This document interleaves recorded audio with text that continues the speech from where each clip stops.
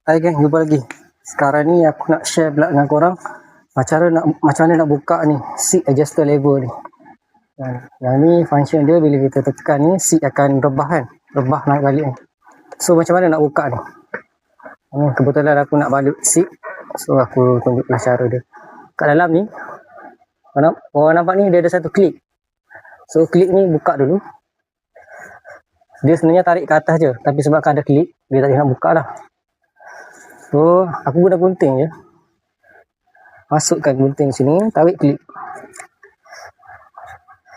Tu buatlah macam mana pun, asalkan klik dia buka. Yang seloknya guna pelayar multivirus. Aduh. Okey. Ini klik dia. Bila dah terbuka klik ni, goyang-goyang je. Kiri kanan, kiri kanan, kiri kanan. Atas bawah, atas bawah. Dah. Macam ni je cara nak buka adjuster lever. Seat adjuster lever.